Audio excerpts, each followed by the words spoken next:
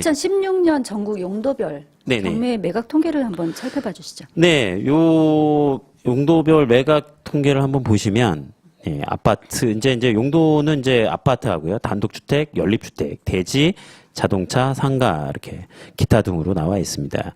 보시다시피 가장 이게 높게 나오는 게 아파트죠. 예. 일단 아파트는 뭐 높게 나올 수밖에 없는 게 일단 구조적으로 가격에 대한 리스크, 권리 분석에 대한 리스크가 기본적으로 일반인이나 아니면 경매를 배운 그 기초자분들도 일단은 입찰이 가능하다. 그래서 이제 접근성이 가능해서 이제 매매가율이 상당 올라가는 부분들이 있고요. 일단은 뭐 현금성이 빠르니까. 예. 그다음에 현금에 대한 분석이 빠르기 때문에 예, 접근이 많았던 걸로 그럼 보여지고요. 매물이 또 가장 많지 않나요? 예, 매물도 네. 예, 매물도 뭐 왜냐하면 이제 보통 이제 주택 여기 보시면 주택 부분은 아파트하고 단독주택 다세대하고 연립이 있는데 저때 이제 뭐 주택 부분을 나누다 보면 주택 부분의 약 한 60에서 70%가 거의 아파트고요.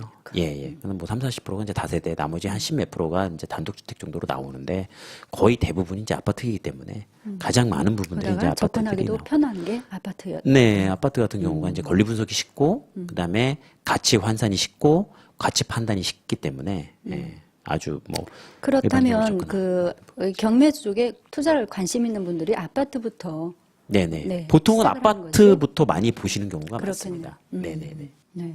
그다음 이제 보시면 낙찰가율로는 이제 대지 쪽을 보시면 대지 쪽이 임야나 네. 전답, 겸용 뭐 이렇게 나와 있는데 이제 임야 같은 경우가 65% 정도예요. 예. 그러다 보니까 낙찰가율이 좀 낮죠. 그러니까 지금 향후에서는 이제 다른 전문가분들도 향후에는 이제 토지 투자 쪽이 좀 그 어떤 여력 부분이 남아 있지 않냐. 그러니까 상승에 대한 부분들. 그동안은 계속 아파트 부분이라든가 상가 부분, 수익성에 대한 상가 부분을 많이 갔다고 하면 뭐 2017년 정도 요 통계로 봤을 때는 2016년도의 낙찰가율 대비로는 상승에 대한 모데터가 토지에 상당히 있지 않냐라는 부분들이 나오는 부분들이 제가 이렇게 통계를 봐도 그때 당시에 상당히 이제 낮은 부분으로 많이 낙찰이 됐고 아직 그런 상승력에 대한 부분들이 토지에 더 남아 있지 않을까라는 생각이 좀 들거든요.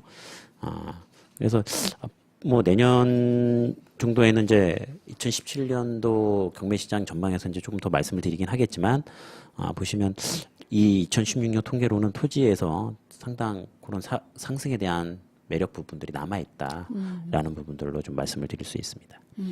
그리고 보시면 이제 특이하게 상가 부분들은 상당 낙찰가율이 낮죠. 56.1% 정도 나오는데 뭐 최근에는 뭐 한 자리대, 뭐 10%대, 뭐 이런 상가들도 나오는 경우가 있습니다. 예. 근데 이제 그러한 이유는 실제 상가가 보통 평가되는 경우에 이제 두 가지의 가치성을 가지고 볼 수가 있는데요.